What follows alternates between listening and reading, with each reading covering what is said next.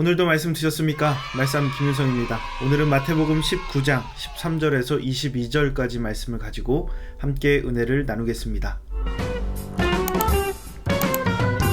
오늘 말씀에 예수님께 다가온 두 부류의 사람이 등장을 합니다. 한 부류는 어린아이들이었고 다른 한 부류는 부자 청년이었습니다. 14절 말씀에 보면 예수께서 이르시되 어린아이들을 용납하고 내게 오는 것을 금하지 말라. 천국에 이런 사람의 것이니라 하시고, 사람들이 예수님 앞으로 어린아이들을 데리고 왔어요. 그런데 예수님께서 이 아이들이 오는 것을 금하지 말라, 막지 말라 라고 말씀하시는 거예요. 이 어린아이들과 같은 자들이야말로 천국의 주인공이다 라는 그 말씀을 예수님께서 전해주십니다. 아이들이 예수님께 다가갈 때 예수님 앞을 가는 장애물이 없습니다.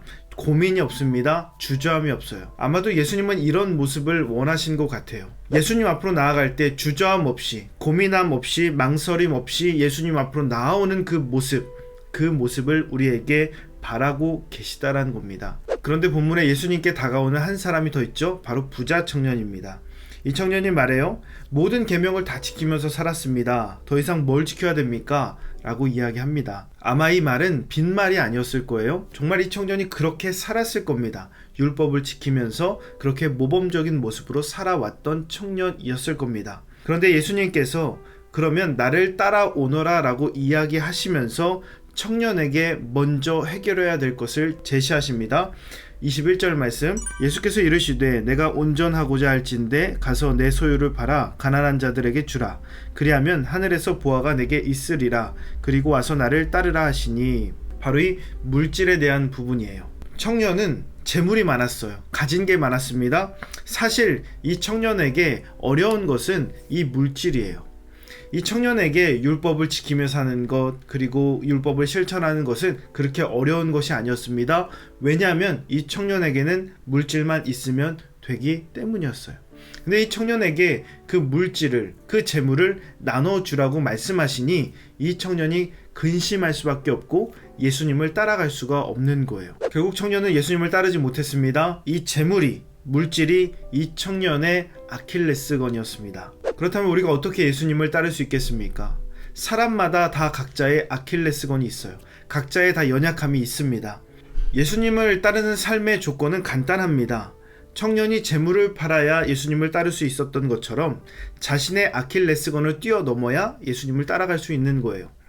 즉, 자신이 사랑하는 그 무엇보다 예수님을 더 사랑하면 예수님을 따라가는 삶이 되는 겁니다. 그런데 이런 삶이 쉽지 않죠. 십자가를 따라가는 삶이 쉬운 선택이 아닙니다. 희생과 포기와 결단이 동반돼야 가능한 거예요. 사실 우리가 예수님을 믿는다는 것, 그리고 예수님을 따라 산다는 것은 우리에게 있어서 가장 부딪히는 부분을 예수님께 드리는 거예요. 편하게 내가 할 수 있는 것만 하는 것이 아니라, 내가 하기 편한 것만 하는 것이 아니라, 조금 부담스럽지만, 조금 어렵지만 내가 예수님을 위해서 내 삶을 헌신하고 희생하고 그리고 드리는 선택을 하는 것이 진짜 믿음의 선택이다라는 거예요. 부자 청년은 본인이 하기 쉬운 일에 있어서는 완벽히 해냈지만 자신에게 있어서 어려운 일, 그 재물을 포기하는 일은 하지 못했어요. 결국 예수님보다 재물을 더 사랑했기에 그는 예수님을 따르는 삶을 살지 못한 겁니다. 우리는 어떻습니까? 여러분은 쉬운 것만 하며 살아가십니까? 아니면 오늘의 삶 속에 부담스럽지만 내가 예수님을 위해서 그 일들을 감당하며 살아가고 계십니까? 바라기는 우리가 예수님의 십자가를 따라가는 삶을 살아갈 때 내가 조금 부담스러워도, 내가 지금 조금 어려워도 그것을 희생하며 감당하며 하늘의 보화를 사모하면서 그 일들을 행하시는 저와 여러분 되시기를 소망합니다.